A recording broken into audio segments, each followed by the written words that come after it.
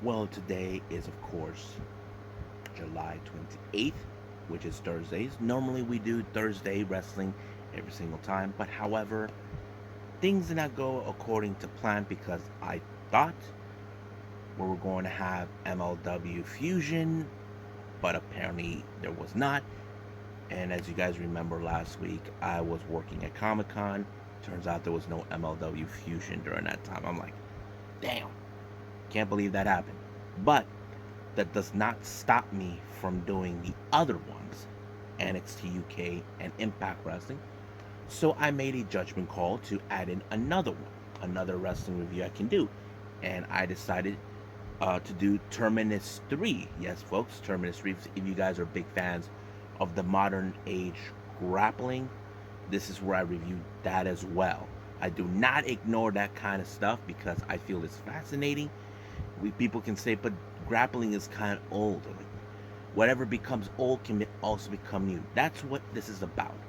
And of course, we got some news updates. And amongst those updates is, of course, as you guys remember, last month there was the New Japan Pro Wrestling business strategy presentation. Well, it turns out that, of course, Stardom decided to do the same thing. And there were some fascinating things that I feel that the wrestling world is going to be in for. But also, we got more on the news updates that I'm going to share with everyone else. So, let's get ready with another episode of Deleted Wrestle Zone.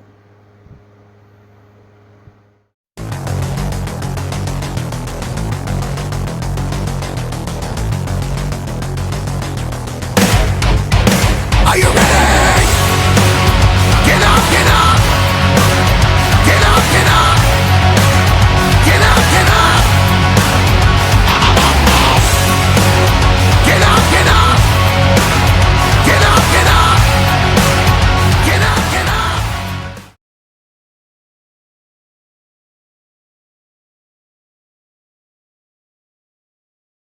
Welcome, everybody, to Deleted Wrestle Zone. All things that is pro wrestling with AEW, NXT, New Japan Pro Wrestling, Impact Wrestling, the National Wrestling Alliance, various promotions, wrestlers, matches, and championships. I am your host, J-Rod here. Now, let's begin with NXT UK. It opened up with a championship match. We had, of course, the NXT UK tag team titles. Now, keep in mind, the current title holders are Brooks Jensen and Josh Briggs from NXT 2.0. Now, these guys obtained these titles due to the vacancy that Oliver Carter and Ashton Smith had to relinquish due to Smith injuring himself. However, there are those that want to bring those titles back to the UK where it rightfully belongs. Wild Boar and Mark Andrew were amongst those wrestlers that felt they should be the ones obtaining that, and I don't have a problem with that. But the match was pretty good because it showed, Josh Briggs and Jensen are being for real. They know they will be put up against a fight. Now, these guys are not trained in British wrestling, but it fits perfectly for them because these guys love to fight. But I did like how they were able to win the match by doing their collision finisher. 1, 2, 3. It's over. Briggs and Jensen retain the titles. Now, I did not witness this, but we saw there was the return of Tyler Bate. As you know, Tyler Bate has been on a warpath to get his hands on the man that betrayed him. Last week, Sam Gradwell took Trent Seven on, but it was no good. Trent Seven felt like he saw a ghost. Now, he was 100% confident saying that Tyler Bate it's never coming back. Well, it looks like he did. So he's not going to stop from there. Now, our next match, we have the French Hope, Amel, taking on Blair Davenport. Now, keep in mind, Davenport is now on a mission. She's been on the shelf for months when she messed up her ankle during a match with Meiko Satomura. Now, we don't know what was the significance of her with Amel. We don't know if this is more of a targeting match because Davenport said something that kind of made Amel saying, because she said, I'm going to destroy all hopes. Basically, if it was reference to her, we don't know. But I have to say, Amel really put up a good fight. But however, I did mention Davenport is on a mission to make a statement to put the entire women's NXT UK locker room on notice. So basically, that's how it is, and she picked up a huge win in her return. Now, as you guys know, D. Familiar tried to recruit Oliver Carter, claiming that he deserves to be with a real family. However, Carter has always will be loyal to the one person that believed in him, and that is Smith. So he decided to pay the Familia a visit while they weren't around. He decided to leave them a little love note, telling them what he was thinking of doing, and he sent a specific message to none other than Rohan Raja. So hopefully he knows what he's doing.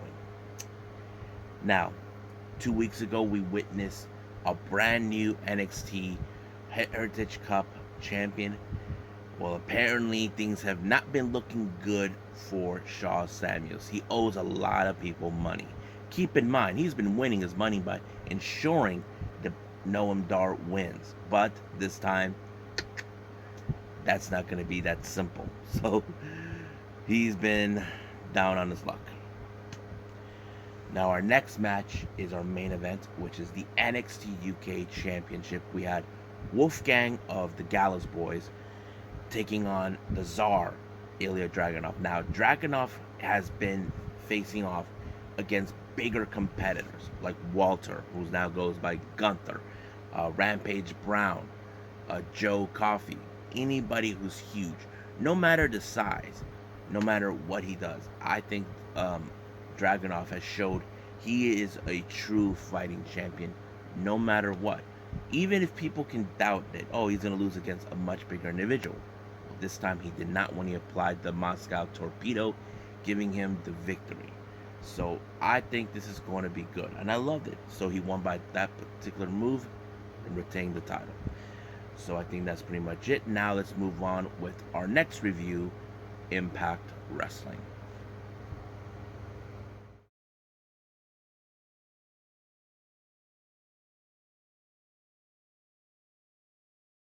Okay, Impact Wrestling. It opened up with Eddie Edwards, the leader of Honor No More, taking on the much newest member of the Bullet Club, Ace Austin. Now, keep in mind, Honor No More and Bullet Club has been at war with each other recently.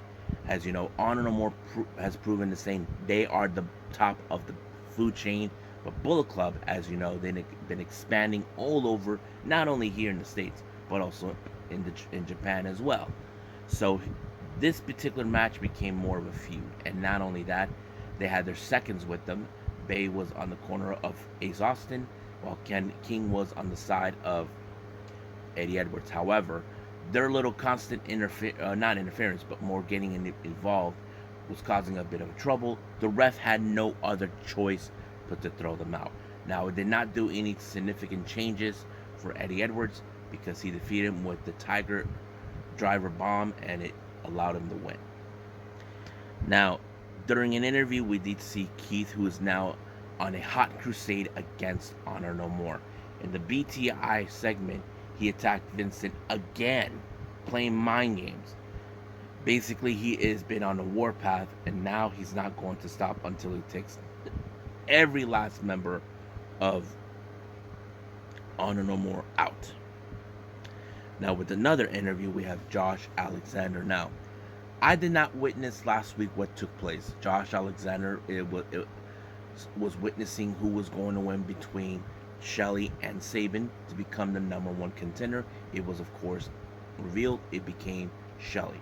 He tried to help them when Diener and Dorian attacked them both. He tried to go out to help them out, but he accidentally bumped into Raj Singh and Shera, and he puts himself in a match against Shera. However, he knows what is at stake. Alexander is nowhere, he knows that he cannot overlook Shera at the moment. He has to focus him, and even Shelley gave some words saying that you are the best, but don't let Shera out of your sight. So he basically knows he has to deal with him first before he contempt with Alex Shelley at Emergence. Our next match we have is Laredo Kid teaming up with Trey Miguel to take on the very unorthodox duo, Zicky Dice and Johnny Swinger. Now, I, Johnny Swinger has this mentality where he thinks that it's 1980 or something. I don't know. He thinks that Laredo Kid is this guy named something Santana or whatever. So he basically has this mind. But I have to say, they even put out these masks.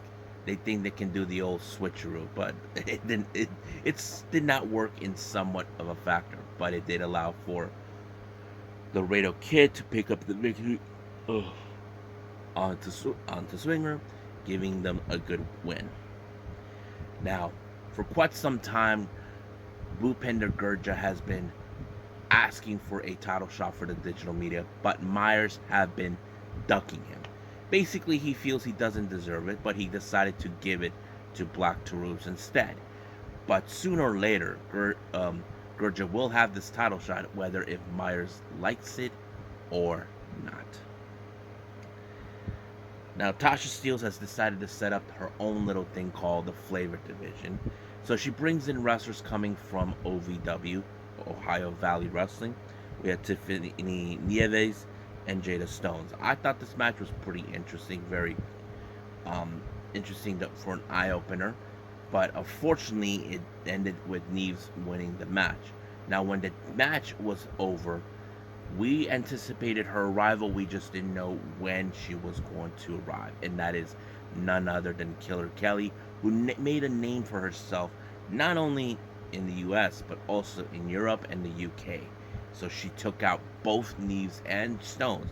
But Steelz was not, was not having it. She felt that this is not what she wanted. But sooner or later, she may have to contempt with Killer Kelly. Even if she sends her higher help, Savannah Evans, to deal with her, what will that do? We don't know. But the obvious question is, was she trying to get the attention of the Boricua Badass? I don't know. But we will see what happens in the upcoming weeks. Now, as you know, Violent by Design, they haven't been on the same page. But however, there can be an agreement. Now, they tried to take out the Motor City Machine Guns, but apparently Kushida got in the way. So basically, Eric Young made the judgment call saying, let's deal with Motor City Machine Guns first. Then we deal with Kushida.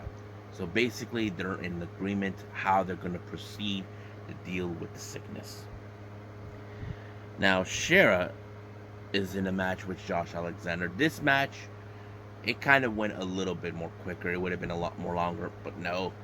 Even Raj Singh was trying to get involved, but that was a big mistake until Josh Alexander applied the ankle lock, giving him the win. Now, Shera, in the other hand, Singh, was not happy that the way this match ended. So he says the record books will say Shera won. Nope, it's the opposite. But apparently, Raj Singh got his ass whooped by none other than the Death Machine, Sami Callihan. Now, Sami Callihan is on a warpath. He doesn't care about Moose or are in cahoots with each other. So he sent a direct message. Now, there was, in relations to this with Sami, Moose conducted an interview. Now, it's still unclear what is the relationship with Moose. Now, Moose said that there is no relationship between him and Callihan and Macklin. It's still unclear about the whole thing. But the obvious thing that became unclear is Gia Miller mentioned something that was very interesting. Moose attacked Callihan alongside with Macklin, but he said if he's not in friends with him, then why did they attack Sami together? He said he would beat him up the next time you see him. That is still unclear with that. Now, Mia Yim, as you know, she is set to face against Jordan Grace in Emergence for the Knockout title. Last week, she suffered her first big loss, which I did not witness. But things have become out of control with Honor No More complaining, moaning, and bitching about the opportunities they've been asking for. Now, they were demanding a shot of the tag team titles that the Good Brothers have, but since they're not there, D'Amore just had enough of them. They decided to mess around with the TV truck asking, but however they put up in the match. The stipulation is there'll be another match between Honor No More and Bullet Club, but if Honor No More wins the match, they'll get the tag titles. But if they don't, they will disband. D'Amore had it with these guys, complaining about how it's unfair to them. Basically, they just don't see things their way. But we'll see what happens then. Now, our main event, we had Rich Swann versus Kushida. Now, Swann, on the other hand, if you guys remember, he never had the chance to cash in his rematch when he lost the Impact Wrestling World title to Kenny Omega last year. So, D'Amore set up a good, interesting match for him. If he beats his opponent, which later turned out to be Kushida, he gets a title shot. However, this was a very interesting matchup. I like how they were focusing on some of their weak points, and I think it shows us they're highly talented. But however, it was Kushida who walked out as the victor, and I was like impressed. I can guarantee we will see Kushida maybe challenging for the X Division title. Who knows? But it's going to be great. I can't wait to see what else is going to take place in the upcoming weeks with Impact. So I believe right now it's time to move on with our next review, Terminus 3.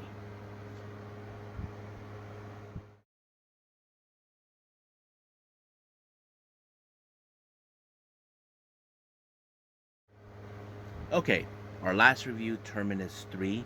This one took place on the 21st of July.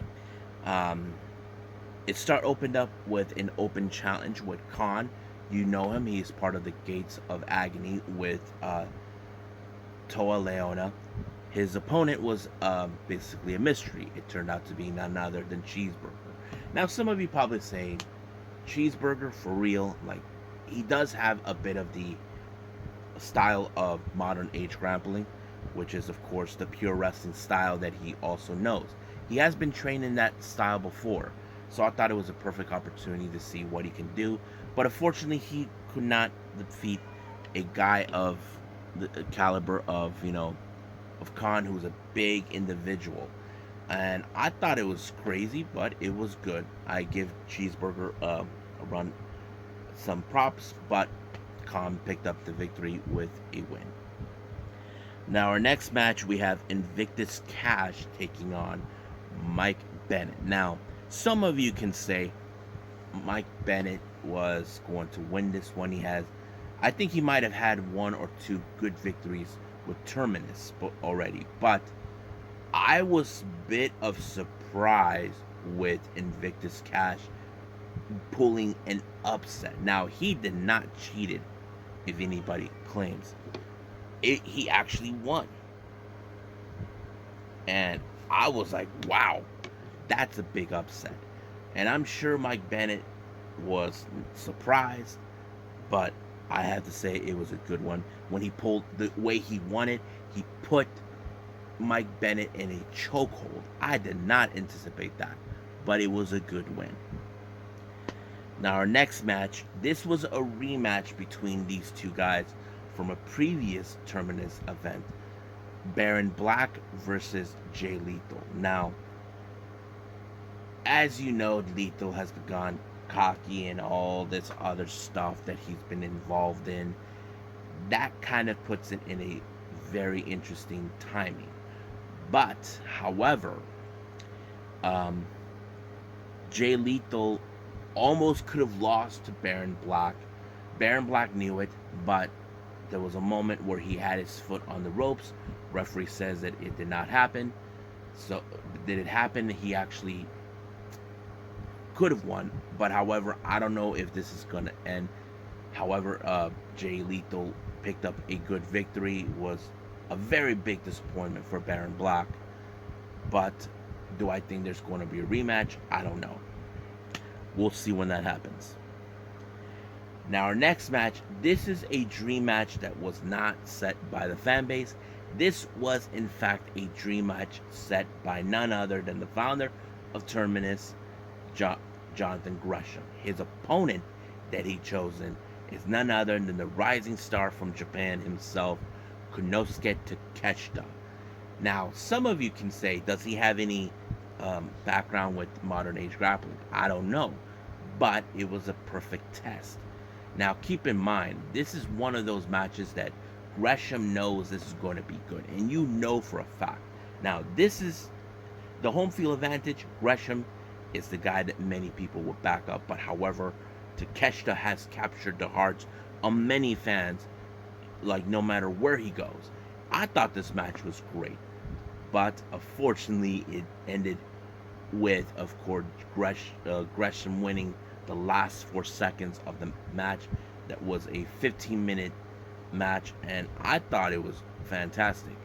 But he did say that he would like to wrestle him again in the near future, and I think everybody would love to see that.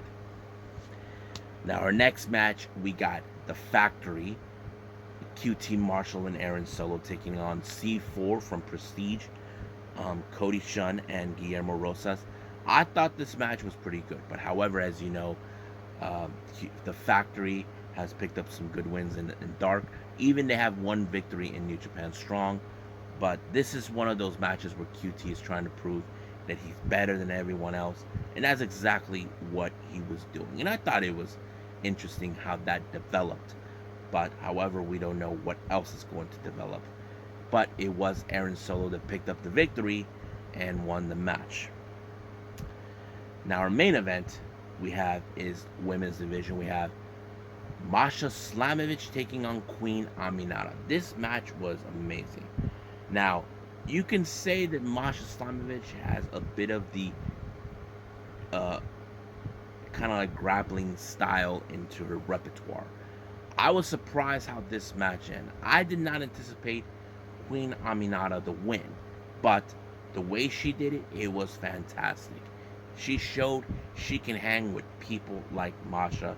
She picked up the victory when she stomped her face with her leg onto her face, forcing her to tap out. I'm like, wow, that was smart, and surprisingly an upset right there. So I thought it was great. I can't wait to see what the next tournament is going to look like. So I think that's pretty much it with this one. I believe it's time for some news updates.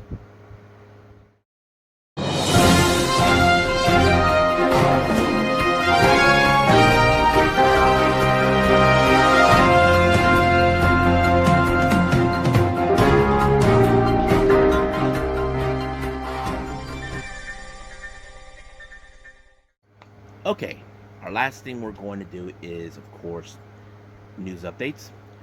I found something on the internet that was posted by Lucha Online regarding CM Punk about his wife, AJ Lee. Now, some of you AJ Lee fans out there question, will she ever come back to the ring? Well, CM Punk kind of gave his thoughts about this. Now, this is not coming from her. It's what he said that would make sense if it happened.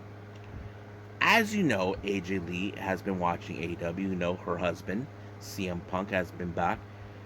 According to him, AJ Lee has become a fan of Jade Cargill and, of course, Britt Baker.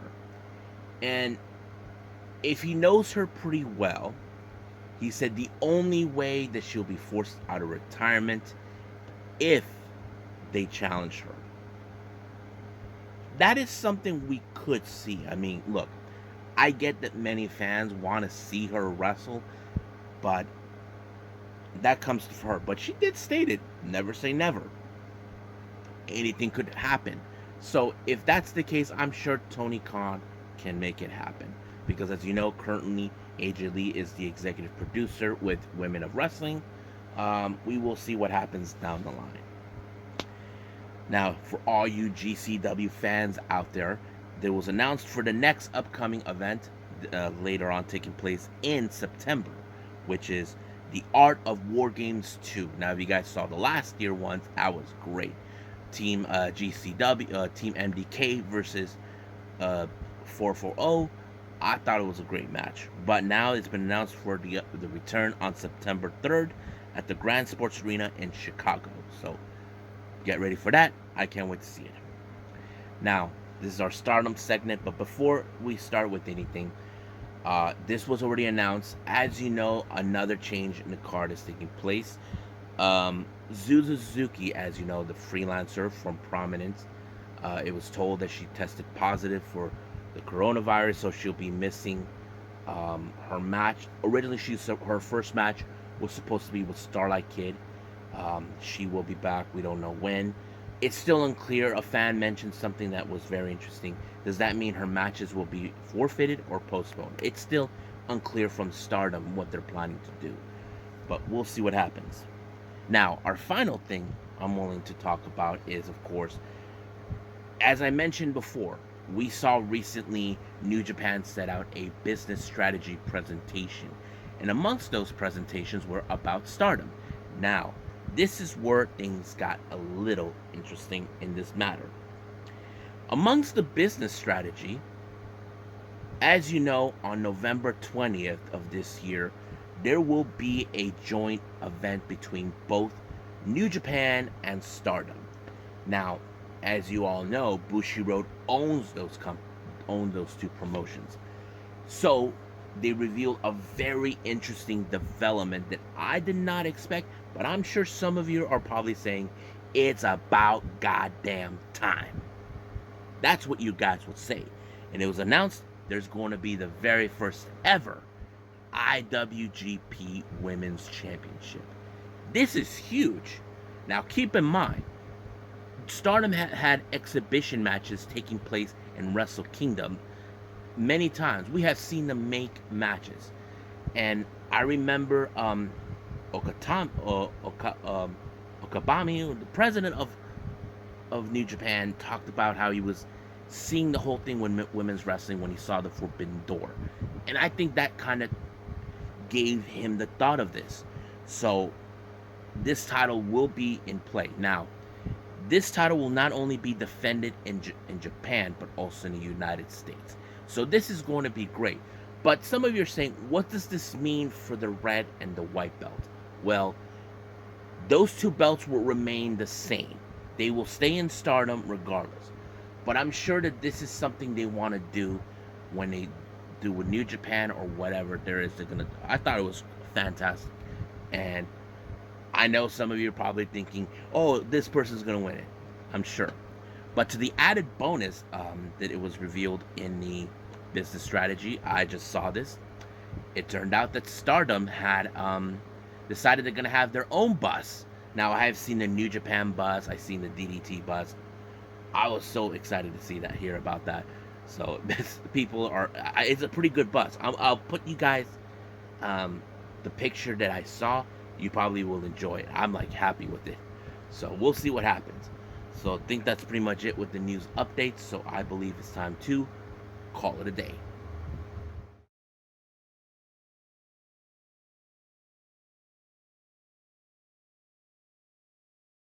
Well, I hope everybody enjoys this episode. I know some of you are stoked about the IWGP Women's Championship. I failed to mention that this title will be crowned on the 20th of November. So get ready for that. But right now, for our next episode, we will focus on NXT Level Up and Rampage for Fight for the Fallen.